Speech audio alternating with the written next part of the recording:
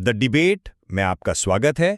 जरा कल्पना कीजिए, आप दिल्ली में एक प्रेस कॉन्फ्रेंस कर रहे हैं और आप कैमरे के सामने एक राज्य के मुख्यमंत्री और उनकी पत्नी के बारे में एक बेहद गंभीर सवाल उठाते हैं और कुछ ही घंटों के भीतर 2000 किलोमीटर दूर से उस राज्य की पुलिस आपको गिरफ्तार करने के लिए रातों रात उड़ान भरकर हैदराबाद पहुंच जाती है। सुनने में किसी पॉलिटिकल थ्रिलर फिल्म का सीन लगता है ना? बिल्कुल। लेकिन ये कोई काल्पनिक कहानी नहीं है। ये भारत के वर्तमान राजनीतिक और कानूनी परिदृश्य की एक बहुत ही वास्तविक घटना है। सही कहा आपने। आज हम इसी अभूतपूर्व क्रॉस स्टेट पुलिस चेस और इसके पीछे के कानूनी दांव पेच का विश्लेषण कर रहे हैं। और देखिए, हमारी आज की ये पूरी चर्चा उस अत्यंत विस्तृत वीडियो कंटेंट पर आधारित है जिसे मतलूब चंदेल एडवोकेट जिला कोर्ट उरई, जिला जालौन, इलाहाबाद हाईकोर्ट ने साझा किया है। हाँ, उनके इस वीडियो कंटेंट ने हमारे सामने एक बहुत ही महत्वपूर्ण केस स्टडी रखी है। बिल्कुल रखी है, और वो केस स्टडी है कांग्रेस नेता पवन खेड़ा द्वारा असम के मुख्यमंत्री हिमंता बिस्वा शर्मा की पत्नी रेणुकी भुइयां शर्मा पर लगाया गया वो आरोप, जिसमें खेड़ा ने दावा किया था कि उनके पास 3 अलग-अलग देशों के पासपोर्ट हैं। और प्रतिक्रिया में क्या होता है? गुवाहाटी क्राइम ब्रांच में भारतीय न्याय संहिता, जिसे हम BNS कहते हैं, उसकी बेहद गंभीर धाराओं के तहत FIR दर्ज हो जाती है। असम पुलिस सीधे तेलंगाना पहुंच जाती है और पवन खेड़ा को गिरफ्तारी से बचने के लिए तेलंगाना हाईकोर्ट में अग्रिम जमानत यानी एंटिसिपेटरी बेल की याचिका दायर करनी पड़ती है।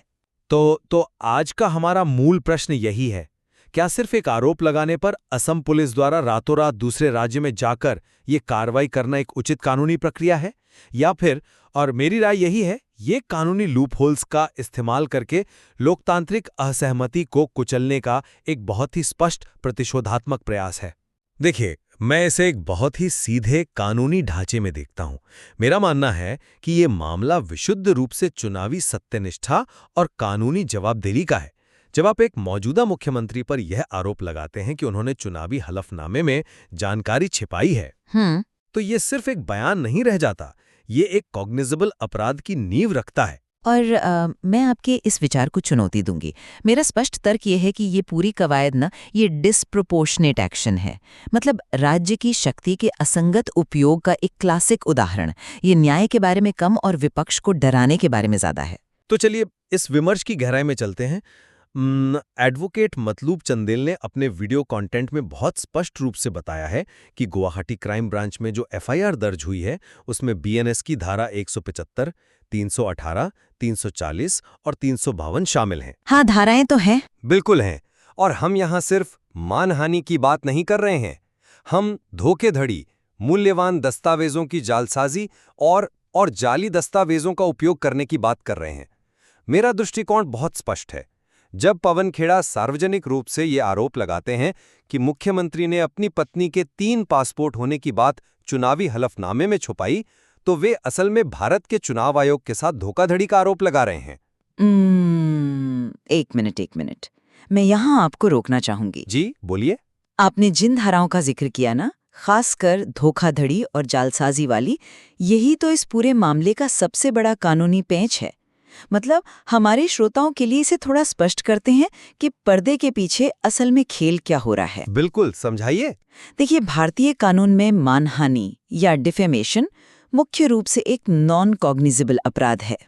सही है। इसका सीधा सा मतलब ये है कि पुलिस के पास आपको बिना वारंट के गिरफ्तार करने या अपनी मर्जी से जांच शुरू करने का कोई अधिकार नहीं होता।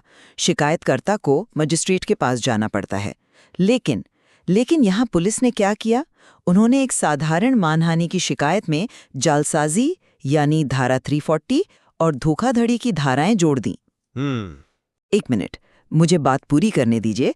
साधारण मानहानि में जालसाजी की धारा जोड़ना ना एक साइकिल में टर्बोचार्जर लगाने जैसा है। अचानक रातों रात पुलिस के पास बिना वारंट के किसी भी राज्य में जाकर कार्रवाई करने की और आपको गिरफ्तार करने की असीमित कॉग्निजेबल शक्ति आ जाती है। ये कानून का उपयोग नहीं है, ये कानूनी लूपहोल का सीधा दुरुपयोग है। मैं आपकी बात समझ रहा हूं, और टर्बोचार्जर वाली आपकी ये उपमा काफी दिलचस्प है। शुक्रिया। लेकिन लेकिन मैं इसे लूपहोल का दुरुपयोग बिल्कुल नहीं कहूंगा। इसे एक लॉजिकल लीगल स्टेप की तरह देखिए। जरा सोचिए, पवन खेड़ा ने तो कोई पासपोर्ट नहीं छापा था, ये सच है। लेकिन जब एक राष्ट्रीय स्तर का नेता प्रेस कॉन्फ्रेंस में आकर इतने दावे के साथ कहता है कि इनके पास 3 पासपोर्ट हैं, तो कानूनी रूप से इसका क्या अर्थ निकलता है? क्या अर्थ निकलता है? इसका अर्थ ये निकलता है कि उनके पास कोई ना कोई ऐसा दस्तावेज जरूर है जिसके आधार पर वे ये दावा कर रहे हैं। लेकिन क्या उन्होंने कोई दस्तावेज पेश किया था? यही तो जांच का विषय है ना। अगर खेड़ा का बयान किसी जाली दस्तावेज पर आधारित है, जिसे किसी ने जानबूझकर तैयार किया था, तो जालसाजी यानी धारा 340 पूरी तरह से लागू होती है। पुलिस को यह जांच करनी ही होगी कि वो कथित जाली दस्तावेज कहां से आया, किसने बनाया। ये ऐसा ही है जैसे आप सार्वजनिक रूप से चिल्लाएं कि इमारत में बम है, और जब पुलिस बम स्क्वाड के साथ आपके दरवाजे पर आ जाएं तो आप कहें, अरे मैं तो बस सवाल पूछ रहा था। मतलब जब आप चुनावी हलफनामे में धोखाधड़ी जैसे गंभीर आरोप लगाते हैं तो पुलिस उसे सामान्य मामला मानकर हाथ पर हाथ धरे नहीं बैठ सकती। आपकी बम की अफवाह वाली उपमा सुनने में अच्छी लगती है, लेकिन ये इस मामले की वास्तविकता से बहुत दूर है। बम की अफवाह एक तात्कालिक शारीरिक खतरा है। यहाँ हम एक राजनीतिक प्रतिद्वंद्वी द्वारा दूसरे राजनीतिक प्रतिद्वंद्वी पर लगाए गए आरोप की बात कर रहे हैं। अब जरा एडवोकेट मतलूब चंदेल के विश्लेषण से प्रमोद तिवारी और जयराम रमेश के तर्कों पर आते हैं। जी। किसी भी सभ्य और स्थापित कानूनी प्रक्रिया, जिसे हम ड्यू प्रोसेस कहते हैं, उसमें क्या होता है? सबसे पहले एफआईआर दर्ज होती है। आरोपी को सीआरपीसी या अब जो बीएनएसएस है उसकी धारा 41A के तहत नोटिस भेजा जाता है। उनसे उनके दावों का आधार या सबूत मांगा जाता है। लेकिन पुलिस का काम सिर्फ कागजी नोटिस भेजना नहीं है ना, उन्हें ग्राउंड पर जाकर तथ्य भी तो जुटाने होते हैं। तथ्य जुटाना और डराना, इन दोनों में बहुत फर्क है। क्या असम पुलिस ने पवन खेड़ा को कोई समन भेजा? क्या उनसे कोई जानकारी मांगी? नहीं, वे सीधे फ्लाइट लेते हैं और हैदराबाद पहुंच जाते हैं। मतलब क्या पवन खेड़ा कोई अंडरवर्ल्ड डॉन है जो देश छोड़कर भाग रहे थे? क्या वे कोई ऐसे अपराधी हैं जो साक्ष्यों को नष्ट कर देते? नहीं। एक मानहानि और कथित झूठे बयान के मामले में इस तरह क्रॉस स्टेट पुलिस डिप्लॉयमेंट करना केवल एक संदेश देने की कोशिश है। अगर तुम हमारे खिलाफ बोलोगे तो हम तुम्हें तुम्हारे घर से उठा लेंगे। ये पूरी तरह से वेंडेटा पॉलिटिक्स है। देखिए, मैं सहमत हूं कि रातों रात पुलिस भेजना डराने वाला लग सकता है। मैं इससे इनकार नहीं कर रहा हूं कि इसका एक मनोवैज्ञानिक प्रभाव होता है। बिल्कुल होता है। लेकिन एक पल के लिए राजनीति को किनारे रखिए और विशुद्ध रूप से जांच की प्रक्रिया को देखिए। जब अपराध संज्ञेय हो यानी कॉग्निजेबल हो, तो पुलिस का यह विशेषाधिकार होता है कि वो आरोपी से सीधे पूछताछ करे। और पवन खेड़ा का अग्रिम जमानत के लिए तेलंगाना हाईकोर्ट जाना ये साबित करता है कि वे खुद जानते थे कि उनके बयानों के कानूनी परिणाम गंभीर हो सकते हैं। हाईकोर्ट जाना उनकी मजबूरी थी, क्योंकि उन्हें पता था कि असम पुलिस उन्हें किसी भी तरह गिरफ्तार करने के इरादे से ही आई है। खैर, चलिए मान लेते हैं कि पुलिस आक्रामक थी, लेकिन मुख्यमंत्री शर्मा ने जो बात कही है वो पुलिस की कार्रवाई का कारण स्पष्ट करती है। क्या बात कही उन्होंने? उन्होंने कहा कि राहुल गांधी ने दस्तावेज उपलब्ध कराए होंगे और जांच उन तक पहुंच सकती है। इसका क्या अर्थ है? इसका साफ मतलब है कि असम पुलिस केवल पवन खेड़ा तक सीमित नहीं रहना चाहती। वे उस पूरे इकोसिस्टम या सूचना के मुख्य स्रोत तक पहुंचना चाहते हैं जो एक मुख्यमंत्री के खिलाफ इस तरह की फर्जी सूचनाएं फैला रहे हैं। पुलिस को उस स्रोत तक जाने का पूरा अधिकार है। मुझे खेद है, लेकिन आपका यह तर्क तो खुद ही इस पूरी पुलिस कार्रवाई की राजनीतिक प्रकृति को उजागर कर देता है। कैसे? आपने अभी कहा कि राजनीति को किनारे रखकर कानून को देखें, लेकिन मुख्यमंत्री खुद क्या कर रहे हैं? मुख्यमंत्री सिर्फ एक तार्किक संभावना जता रहे हैं। नहीं, वो जांच की दिशा तय कर रहे हैं। जब एक मुख्यमंत्री, जिनके अधीन राज्य की पुलिस काम करती है, सार्वजनिक रूप से पहले ही दिन यह घोषित कर दें कि जांच राहुल गांधी तक पहुंच सकती है, तो क्या असम पुलिस के किसी भी अधिकारी की यह हिम्मत होगी कि वो एक निष्पक्ष रिपोर्ट फाइल करें? यह साबित करता है कि असम पुलिस का रिमोट कंट्रोल किसके हाथ में है। और बात सिर्फ यहां तक नहीं रुकती। जब विवाद पासपोर्ट का था तो मुख्यमंत्री शर्मा ने जवाब में क्या कहा?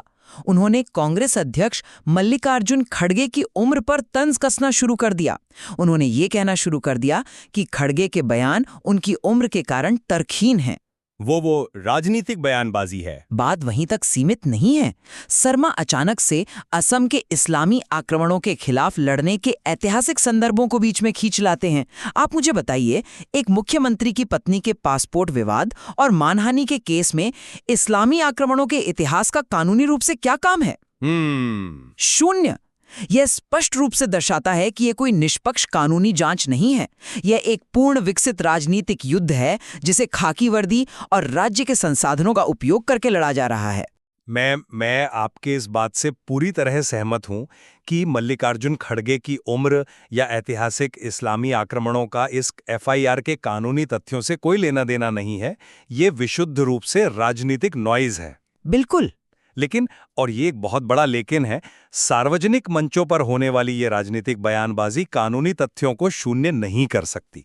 तो क्या खाकी वर्दी का राजनीतिकरण उसे शून्य नहीं करता? देखिए, शर्मा एक राजनेता हैं, वे अपने वोट बैंक से बात कर रहे हैं। खेड़ा भी एक राजनेता हैं, वो भी अपने समर्थकों से बात कर रहे हैं। लेकिन पुलिस की डायरी में दर्ज तथ्य राजनीति से नहीं, सबूतों से चलते हैं। एफआईआर में दर्ज तथ्य ये है कि क्या वास्तव में 3 पासपोर्ट होने का दावा किया गया था। क्या वो दावा पूरी तरह से मनगढ़ंत सूचना पर आधारित था? अगर कल को अदालत में यह साबित हो जाता है कि खेड़ा के पास कोई सबूत नहीं था और उन्होंने सिर्फ चुनाव से पहले छवि खराब करने के लिए ये झूठ गढ़ा, तो क्या तब भी हम इसे डिस्प्रपोर्शनेट एक्शन कहेंगे? देखिए, मुख्यमंत्री ने जो चेतावनी दी है कि वे अधिकारियों को धमकाने नहीं देंगे, वह इसलिए महत्वपूर्ण है क्योंकि अक्सर प्रभावशाली पार्टियां प्रेस कॉन्फ्रेंस करके जांच एजेंसियों पर मनोवैज्ञानिक दबाव बनाने की कोशिश करती हैं। दबाव कौन बना रहा है, ये बहुत स्पष्ट है। जयराम रमेश का वो बयान याद करें जिसका जिक्र एडवोकेट मतलूब चंदेल के जिला कोर्ट और हाई कोर्ट के अनुभवों से जुड़े इस पूरे विश्लेषण में गहराई से उभर कर आता है। जी, रमेश ने इसे स्पष्ट रूप से बदले की कार्रवाई कहा है। अब हमारे श्रोता शायद सोच रहे होंगे कि इसमें जनहित कहाँ है। लोकतंत्र में विपक्ष का प्राथमिक काम क्या है? सत्ता में बैठे लोगों से जनहित के सवाल पूछना। सवाल पूछने और तथ्यात्मक आरोप लगाने में जमीन आसमान का फर्क होता है। मैं उसी पर आ रही हूँ। अगर विपक्ष को कोई भनक लगती है कि सत्ता पक्ष के परिवार का कोई सदस्य किसी ऐसे विवाद में है जो चुनावी हलफनामे की शुचिता से जुड़ता है, तो विपक्ष सवाल पूछेगा ही। लेकिन यहाँ एक बहुत खतरनाक परिपाटी सेट की जा रही है। अगर आप सरकार से कोई तीखा सवाल पूछते हैं तो वे उसे जानबूझकर अपमान करना, यानी बीएनएस धारा 352 या शांति भंग करने का इरादा करार देकर उसमें जालसाजी का टर्बोचार्जर लगाकर सीधे आपके घर पुलिस भेज देंगे। क्या ये डेमोक्रेटिक डिस्कोर्स को खत्म करने का प्रयास नहीं है? ये एक चिलिंग इफेक्ट पैदा करता है। अगर हर सवाल पर पुलिस रातों रात 2000 किलोमीटर का सफर तय करके आपके बेडरूम के बाहर खड़ी हो जाएगी, तो विपक्ष सवाल कैसे पूछेगा? मैं समझता हूँ कि आप एक व्यापक लोकतांत्रिक चिंता व्यक्त कर रही हैं और वो अपनी जगह सही भी है, लेकिन मैं वापस उसी बिंदु पर आऊंगा। जनहित के नाम पर किसी के पास तथ्यहीन आरोप लगाने का ब्लैंक चेक नहीं होता है। क्या मुख्यमंत्री की पत्नी के पास 3 पासपोर्ट हैं? सरकार स्पष्ट करे तो ये एक सवाल होता। लेकिन जब आप एक प्रेस कॉन्फ्रेंस करके दावे के साथ कहते हैं कि उनके पास 3 पासपोर्ट हैं और उन्होंने हलफनामे में इसे छुपाया है, तो ये सवाल नहीं है, ये एक तथ्यात्मक आरोप है। तो अगर ये आरोप है तो मानहानि का केस कीजिए ना। क्रिमिनल केस करके रातों रात पुलिस क्यों भेजनी? क्योंकि इस आरोप के निहितार्थ बहुत बड़े हैं। बिना विदेश मंत्रालय यानी ईएएम से पुष्टि किए किसी पर 3 देशों के पासपोर्ट रखने का झूठा दावा करना न केवल उस व्यक्ति की छवि खराब करता है, बल्कि पूरे राज्य की जनता को गुमराह करता है कि उनका मुख्यमंत्री एक धोखेबाज है। अगर हम इस तरह के हिट एंड रन राजनीतिक आरोपों को अभिव्यक्ति की स्वतंत्रता मान लेंगे, तो चुनाव के दौरान हर कोई एक दूसरे पर मनगढ़ंत जाली दस्तावेजों के आरोप लगाने लगेगा। इन चीजों को रोकने के लिए ही कानून में जालसाजी की धाराएं हैं। अगर आपने सच बोला है तो डर कैसा? पुलिस के सामने अपने दस्तावेज रखिए, अदालत आपको सुरक्षा देगी। जैसा कि तेलंगाना हाईकोर्ट ने पवन खेड़ा के मामले में इस प्रक्रिया को सुना भी है। अदालत सुरक्षा दे रही है, ये भारत की स्वतंत्र न्यायपालिका का प्रमाण है, न कि असम पुलिस की कार्रवाई की वैधता का। मैं असहमत हूं। जब आप कहते हैं कि आरोप तथ्यहीन थे, तो ये तो एक निष्पक्ष जांच के बाद ही साबित होगा ना। लेकिन यहाँ क्या हो रहा है? जांच शुरू होने से पहले ही शिकायतकर्ता, जो मुख्यमंत्री की पत्नी है, उनके पति यानी राज्य के मुखिया ये घोषित कर देते हैं कि आरोप झूठे हैं, राहुल गांधी इसके पीछे हैं और पुलिस उन्हें पकड़ लेगी। जब शिकायतकर्ता खुद राज्य का मुखिया हो तो उस राज्य की पुलिस से निष्पक्ष जांच की उम्मीद करना बेमानी है। लेकिन पुलिस तो सबूतों पर ही काम करेगी ना, अंततः उन्हें कोर्ट में ही साबित करना होगा। बिल्कुल, लेकिन कोर्ट तक पहुंचने की जो प्रक्रिया है वही आज के समय में सजा बन गई है। The process is the punishment. Pramod Tiwari का वह बिंदु यहाँ बहुत ही महत्वपूर्ण हो जाता है। उन्होंने यह नहीं कहा कि खेड़ा कानून से ऊपर हैं, उन्होंने केवल ये कहा कि आरोपी को अपना पक्ष रखने का अवसर दिया जाना चाहिए था। देखिए, असम पुलिस यह दावा कर रही है कि वे सुदूरतम स्थानों से भी लोगों का पता लगाने में सक्षम हैं। ये भाषा सुनिए, ये भाषा अपराधियों और आतंकवादियों के लिए इस्तेमाल की जाती है, राजनीतिक विरोधियों के लिए नहीं। जब पुलिस राजनीतिक भाषा बोलने लगे तो समझ जाइए कि कानून अपना काम नहीं कर रहा, बल्कि राजनीति कानून का काम कर रही है। आप बार बार प्रक्रिया ही सजा है वाले तर्क पर आ रही हैं। मैं इसके उलट एक बात कहना चाहूंगा। मान लीजिए कि कल को कोई आपके खिलाफ एक बिल्कुल झूठा मनगढ़ंत जाली दस्तावेज बनाकर सोशल मीडिया और प्रेस में फैला दे और आप पुलिस के पास जाएं। क्या आप चाहेंगी कि पुलिस महीने भर तक सिर्फ समन भेजती रहे, जबकि आरोपी किसी दूसरे राज्य में बैठकर आपके खिलाफ रोज नए जाली दावे कर रहा हो? क्या आपको नहीं लगता कि अगर असम पुलिस इस मामले में धीमी गति से काम करती तो ये आरोप लगता कि मुख्यमंत्री अपनी ही पत्नी से जुड़े चुनावी धोखाधड़ी के इतने बड़े आरोप पर जांच एजेंसियों को रोक रहे हैं? पुलिस की त्वरित कार्रवाई ये दिखाती है कि वे इस मामले की तह तक जाना चाहते हैं, चाहे आरोपी कितना भी रसूखदार क्यों न हो। मुझे नहीं लगता कि भारत में कोई भी व्यक्ति असम पुलिस पर इस बात के लिए निष्क्रियता का आरोप लगाता कि वो मुख्यमंत्री की पत्नी की शिकायत पर धीरे काम कर रहे हैं। असल में पुलिस की जो ये अति सक्रियता है ना, वही सबसे बड़ा संदेह पैदा करती है। मैंने पहले भी कहा और फिर दोहराती हूं, पवन खेड़ा ने कोई सरकारी रिकॉर्ड अपने हाथों से नहीं बदला था। उन्होंने सिर्फ एक बयान दिया था। बयान सही हो सकता है, गलत हो सकता है। उसके लिए मानहानि का रास्ता खुला था। इन भारी भरकम कॉग्निजेबल धाराओं का इस्तेमाल सिर्फ और सिर्फ इसलिए किया गया ताकि पुलिस को बिना वारंट दूसरे राज्य में घुसने का लीगल पास मिल सके। और मैं से लीगल पास नहीं बल्कि लीगल नेसेसिटी कहूंगा। अगर खेड़ा के पास कोई दस्तावेज नहीं था तो उन्होंने आरोप क्यों लगाया, और अगर दस्तावेज था तो वो जाली था? देखिए, दोनों ही स्थितियों में ये एक आपराधिक कृत्य है जिसकी गहन जांच राज्य की सीमाओं से परे जाकर होनी ही चाहिए। जब आप एक जाली सूचना का उपयोग करके देश के एक मुख्यमंत्री और चुनाव आयोग को कटघरे में खड़ा करते हैं तो जो भी उस श्रृंखला का हिस्सा है उसे कानून का सामना करना पड़ेगा। ये चयनात्मक अनुपालन नहीं है, ये कानून के प्रति सख्ती है। कानून के प्रति सख्ती बहुत अच्छी लगती है जब वो समान रूप से लागू हो, लेकिन जब सत्ता पक्ष के बड़े बड़े नेता विपक्ष के नेताओं के खिलाफ सार्वजनिक मंचों से अनर्गल आरोप लगाते हैं, झूठे दावे करते हैं, तब तो उनके खिलाफ इस तरह की क्रॉस स्टेट पुलिस टीमें चार्टर्ड फ्लाइट से नहीं भेजी जाती। तब तो कोई पुलिस रातों रात उनके बेडरूम के बाहर दस्तक नहीं देती। ये पूरा मामला हमें एक बहुत ही खतरनाक मोड़ पर ले आया है, जहां भारत में पुलिस बल का इस्तेमाल अब अपराध रोकने के लिए कम और राजनीतिक स्कोर सेटल करने के लिए अधिक हो रहा है। जब राज्य मशीनरी का इस्तेमाल व्यक्तिगत या पारिवारिक शिकायतों को हल करने के लिए एक हथियार की तरह होने लगे, तो ये हमारे संघीय ढांचे और लोकतांत्रिक ताने बाने के लिए एक गंभीर खतरे की घंटी है। खैर, हम चर्चा के अंतिम पड़ाव पर हैं और ये एक ऐसा बिंदु है जहां हमारे विचार बुनियादी तौर पर एक दूसरे से टकराते हैं। मेरा आज भी यही मानना है कि कोई भी व्यक्ति, चाहे वो मुख्यमंत्री की पत्नी हो या देश का एक आम नागरिक, अगर उसे लगता है कि उसके खिलाफ जाली सूचनाओं और तथ्यों को छिपाने के आधार पर एक सुनियोजित राजनीतिक साजिश रची गई है, तो उसे राज्य की पुलिस से त्वरित न्याय मांगने का पूरा अधिकार है। एडवोकेट मतलूब चंदेल जी ने जो जिला कोर्ट और हाई कोर्ट के फैसलों और कानूनी धाराओं का विस्तृत खाका खींचा है, वो हमें दिखाता है कि जब राजनीतिक विमर्श में तथ्यहीन आरोप लगाए जाते हैं तो अंततः अदालतें और कानूनी धाराएं ही सत्य की कसौटी बनती हैं। राजनीति में झूठ की कीमत चुकानी पड़ती है। और मैं अपनी बात को इस निष्कर्ष के साथ खत्म करूंगी कि हाँ, अदालतें निश्चित रूप से हमारी अंतिम शरणाश्रय हैं। लेकिन इस पूरे मामले से हमें एक बहुत बड़ा सबक मिलता है।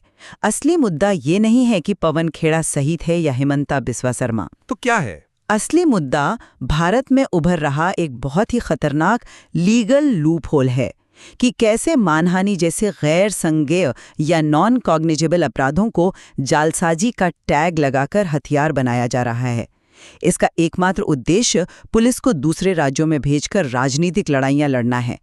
यह सवाल पूछने के अधिकार को आपराधिक बना देने की एक व्यवस्था है जो किसी भी स्वस्थ लोकतंत्र के लिए शुभ संकेत नहीं है। इस लंबी और गहन चर्चा से एक बात जो हम दोनों पूरे विश्वास के साथ कह सकते हैं वो ये है कि हम इस बात पर पूरी तरह सहमत हैं कि चुनाव और लोकतांत्रिक राजनीति में तथ्यों की शुचिता अत्यंत महत्वपूर्ण है। झूठ, अफवाह और जाली दावों का राजनीति में कोई स्थान नहीं होना चाहिए। बिल्कुल, तथ्यों की शुचिता सर्वोपरि है। विपक्ष को भी जिम्मेदारी से सवाल पूछने चाहिए। लेकिन हम इस बात पर हमेशा गहराई से असहमत रहेंगे कि असम पुलिस की जो वर्तमान क्रॉस स्टेट कार्रवाई है वो कानूनी रूप से आनुपातिक है या फिर राज्य की सत्ता का एक स्पष्ट राजनीतिक दुरुपयोग। और यही द डिबेट की असली सुंदरता है। हमने एडवोकेट मतलूब चंदेल जी के कानूनी विश्लेषण से लेकर धाराओं के तकनीकी पेच, पुलिस की शक्तियों और राजनीतिक बयानबाजी को हर संभव कोण से परखने का प्रयास किया। हाँ, हमने देखा कि कैसे कॉग्निजेबल और नॉन कॉग्निजेबल के बीच का फर्क पूरे देश की राजनीति को हिला सकता है। श्रोताओं, अब ये तय करना हम आप पर छोड़ते हैं। इन तर्कों, इन कानूनी धाराओं और लोकतांत्रिक अधिकारों को तौलकर देखिए कि इस जटिल मामले में न्याय का पलड़ा किस ओर झुका हुआ है। आज हमारे साथ इस बौद्धिक विमर्श में जुड़ने के लिए बहुत बहुत धन्यवाद। सीखते रहिए और सही सवाल पूछते रहिए।